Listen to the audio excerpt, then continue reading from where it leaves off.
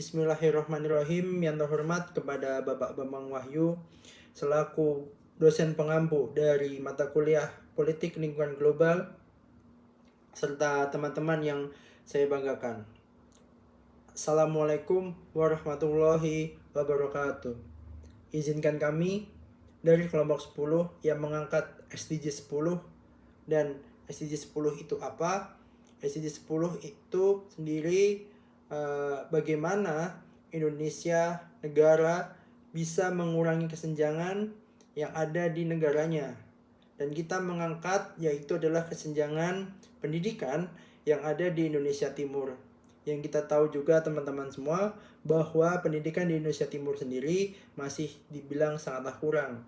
Terutama kami mengambil gambaran daerah adalah Papua, karena secara pendidikan di sana sangatlah kurang, secara fasilitas juga sangatlah kurang. Mungkin kurang lebihnya akan dilanjutkan oleh teman saya. Kesenjangan atau ketimpangan pendidikan di Papua merupakan suatu hal yang perlu diatasi demi memenuhi tujuan Sustainable Development Goals atau SDGs. Hal ini dikarenakan terdapat berbagai dampak negatif yang diakibatkan oleh adanya ketimpangan pendidikan. 1.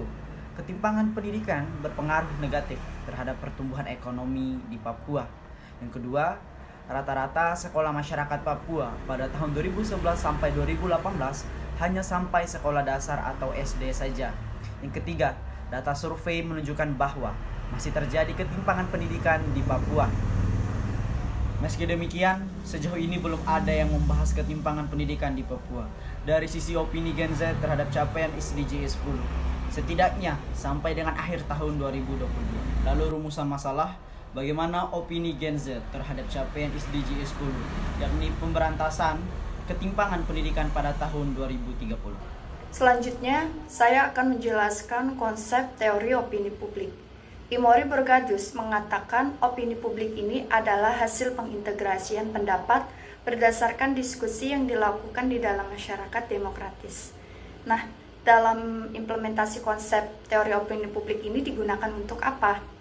Sebenarnya, konsep teori opini publik ini digunakan untuk mengembangkan indeks sosial yang dapat mengukur opini masyarakat mengenai pencapaian tujuan pembangunan berkelanjutan yang dilakukan untuk mencapai pengurangan ketimpangan pendidikan atau perwujudan dari poin ke-10 SDGs, yaitu proyeksi dari opini-opini yang diberikan oleh para responden-responden Gen Z. Selanjutnya, saya akan menjelaskan mengenai metode yang kami pakai dalam penelitian ini. Objek material dipilih berdasarkan pertimbangan dari kami melihat fenomena ketimpangan pendidikan yang ada di daerah Indonesia Timur, khususnya di Papua, yang mana sangat jauh berbeda dengan fasilitas pendidikan di daerah Indonesia bagian barat. Hal ini dapat dilihat dari kondisi pendidikan yang sangat memprihatinkan, seperti banyaknya anak-anak yang putus sekolah, dan Papua merupakan salah satu provinsi dengan angka buta huruf yang tinggi. Dengan demikian, kami mengangkat topik ini dan berusaha mengkaji lebih lanjut terkait dengan fenomena ketimpangan pendidikan yang terjadi di Papua dan bagaimana hal ini akan berdampak pada pencapaian SDGs. Kami juga mendapatkan data dengan melakukan wawancara dari narasumber, yaitu Gen Z yang pernah tinggal dan bersekolah di Papua. Maka dari itu, data yang kami dapatkan merupakan data yang valid karena bersumber langsung dari informan yang pernah merasakan dan menempuh pendidikan di Papua. Dan sekarang juga mereka sedang melanjutkan pendidikannya di Jawa. Sehingga informan secara sadar dapat memberikan data yang dapat diakui kebenarannya terhadap ketimpangan pendidikan yang pernah dialami. Objek yang kami kaji dan diteliti juga diperkuat dengan menggabungkan data yang diperoleh dari tinjauan pustaka seperti jurnal ilmiah, laporan statistik, publikasi pemerintah, dan literatur yang sudah diteliti sebelumnya. Di sini saya akan menjelaskan mengenai konsep dan implementasi Gen Z dan SDGs. Yang pertama yaitu Gen Z merupakan generasi yang lahir mulai tahun 95 hingga 2012. Gen Z ini dapat dikatakan memiliki potensi yang cukup besar dalam mewujudkan perubahan dan menjadi SDM yang unggul. Konsep Gen Z ini pernah diterapkan untuk menganalisis perilaku mereka mengenai keberadaan TikTok sebagai media pendidikan dan aktivisme. Kemudian SDGs merupakan salah satu konsep yang dikeluarkan oleh UNDP untuk mewujudkan pembangunan berkelanjutan. SDGs ini memiliki 17 tujuan yang salah satunya adalah mengurangi kesenjangan. Konsep SDGs pernah digunakan untuk menganalisis peranan tenaga kerja dalam mewujudkan SDGs. Sehingga dalam riset yang kami lakukan kali ini, SDGs digunakan untuk menganalisis opini Gen Z mengenai kesenjangan pendidikan yang terjadi di Papua. Baik, selanjutnya yaitu hasil dan pembahasan dari penelitian yang dilakukan oleh kelompok kami, bahwa dari kelompok kami mendapatkan data dari survei terhadap 201 responden Gen Z yang mengungkapkan bahwa setidaknya hingga akhir tahun 2022 terdapat 46% dari 201 responden Gen Z yang merasa masih ragu akan ketercapaian poin-poin SDGs di tahun 2022. Kemudian sejumlah 30% merasa masih belum tercapai dan sejumlah 8% menjawab tidak tahu. Kemudian sejumlah 16% merasa sudah tercapai akan poin-poin SDGs di tahun 2022. Baik, selanjutnya hasil dari pembahasan dari kelompok kami, bahwa dari kelompok kami mendapat data dari hasil survei dalam kasus ketimpangan pendidikan di Papua. Kami mendapatkan data dari 201 responden yang telah kami survei. Setidaknya terdapat 4 responden yang optimis akan tercapainya poin SDGs ke-10 di Papua.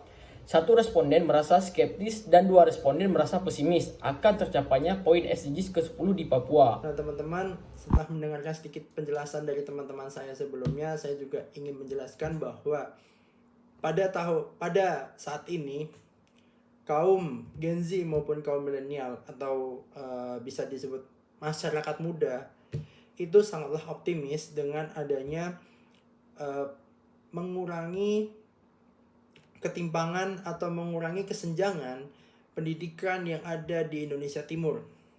Dengan apa? Dengan menggunakan media sosial. Kita sebagai kaum milenial atau kaum Gen Z bisa menggunakan media sosial sebagai tempat kita kampanye. Bagaimana menyuarakan tentang pendidikan di Indonesia Timur, terutama di Papua, itu masih taraf rendah. Kedua, kita bisa bekerjasama dengan aktivis, NGO, dan kesadaran pada saat ini masyarakat Indonesia terhadap pendidikan di Indonesia Timur maupun pendidikan di seluruh Indonesia itu sangatlah tinggi, dan itu adalah tren positif bagi Indonesia sendiri. Mungkin hanya itu saja yang bisa saya sampaikan, kurang lebihnya mohon maaf. Selanjutnya akan dilanjutkan oleh rekan saya. Terima kasih. Meski demikian, dalam kasus ketimpangan pendidikan di Papua terdapat pendapat-pendapat skeptis dari responden Gen Z, seperti yaitu pendapat optimis, yaitu adalah kalau saya pribadi optimis selama ditunjang sama fasilitas yang memadai, bahkan lingkungannya bisa dikatakan termasuk lingkungan maju di Papua. Tempat tinggal responden di Sorong itu termasuk kota-kota besar di Papua, itu sudah cukup maju, dan juga dari segi fasilitas dan juga SDM mungkin masih setengah-setengah. Jadi kalau ditanya tentang kualitas pendidikan di sana sudah lumayan maju, apalagi fasilitasnya. Dan juga saya akan membacakan pendapat pesimis, yaitu responden pesimis karena daerah Papua itu daerah otonom khusus, jadi banyak instansi-instansi atau administrasi masih dipegang langsung oleh orang-orang Papua langsung, dan mereka lebih mementingkan untuk kebutuhan pribadi daripada untuk pengembangan pembangunan dan untuk menghindari kesenjangan sosial antara daerah timur dan juga Jawa. Oke, kemudian dalam aspek pengalaman dan keterlibatan Gen Z dalam mewujudkan SDGs poin ke-10 itu setidaknya diperoleh data sebagai berikut yang dapat kami sampaikan. Yang pertama yaitu pada aspek pengalaman, data menunjukkan bahwa sebagian besar responden tidak atau belum memiliki pengalaman dalam hal ini begitu ya. Jadi sebanyak 136 orang atau total dari 100% itu 68%-nya begitu. Kemudian dalam hal persepsi diri, data menunjukkan bahwa sebagian besar responden menjawab yakin atau sejumlah 180 orang atau 90% per 100 bahwa Gen Z akan bisa berperan signifikan dalam pencapaian SDGs. Kemudian sebagian kecil menjawab ragu, jika dikalkulasikan itu jumlahnya sekitar 19 orang atau kurang dari 10%. Dan hanya 2 orang saja yang menjawab tidak yakin atau sebanyak 1% jika dikalkulasikan. Nah, dari data tersebut kita dapat menarik kesimpulan bahwa sebagian besar Gen Z itu menyatakan sanggup untuk berpartisipasi dalam mewujudkan poin ke-10 ini dengan meminimalisir ketimpangan sosial, kesenjangan sosial melalui pendidikan begitu. Baik, dari kelima variabel sebelumnya, yaitu keyakinan atau kepercayaan, optimisme, peran, pengalaman, dan proyeksi, dari penelitian yang kami lakukan, hasil responden menunjukkan bahwa variabel kepercayaan atau keyakinan mempunyai korelasi yang cukup signifikan dengan variabel optimisme dan korelasi positif yang lemah dengan variabel pengalaman. Kemudian, responden lain menjawab optimisme mempunyai korelasi dengan variabel peran dan proyeksi, namun tidak ada korelasi dengan variabel pengalaman. Sebaliknya, peran memiliki korelasi positif yang lemah dengan variabel pengalaman dan korelasi positif sedang dengan proyeksi. Korelasi yang paling kuat dengan variabel proyeksi adalah variabel pengalaman. Koefisien korelasi antara variabel pengalaman dan prediksi menunjukkan korelasi positif rendah hingga sedang. Hal ini menunjukkan bahwa seiring dengan meningkatnya pengalaman, kemudian yang juga cenderung meningkat adalah proyeksi, meskipun hubungannya tidak terlalu kuat. Lebih lanjut, akan diringkaskan beragam opini, berbagai bentuk yang diinginkan oleh Gen Z.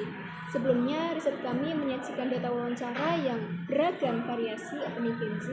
Dalam konteks ini, untuk agenda SDGs poin 10 yaitu mengurangi kesenjangan, opini yang mereka proyeksikan terkait dengan tercapainya tujuan SDGs 10 2030 meliputi pentingnya dorongan dan dukungan, pentingnya peran pemerintah Papua yang secara khusus memberikan perhatian terhadap pendidikan masyarakat Papua, khususnya pada jenjang lanjutan sekolah dasar atau SD, pemerataan fasilitas pendidikan, pemanfaatan teknologi secara bijak, serta kesatuan misi masyarakat dan pemerintah Papua untuk meningkatkan kesadaran tentang arti penting mengurangi kesenjangan. Baik, untuk kesimpulannya yaitu adalah dari pemaparan di atas dapat diketahui bahwa ketimpangan pendidikan di Indonesia Timur merupakan hasil dari sejumlah faktor yang kompleks yang berdampak kepada sulitnya tercapai poin ke-10 dari SDGs itu di Papua.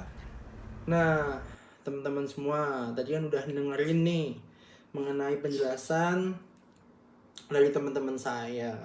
Semoga dari adanya hal ini teman-teman bisa semakin terbuka lagi wawasannya, terbuka lagi pikirannya tentang bahwa kita yang ada di Pulau Jawa ini harusnya sangat bersyukur karena kita sangat mudah akses mendapatkan pendidikan, sangat mudah mendapatkan informasi berbanding terbalik dengan teman-teman kita, kawan-kawan kita yang berada di Indonesia Timur sana. Nah, mungkin dari kelompok kami cukup sampai di sini dulu.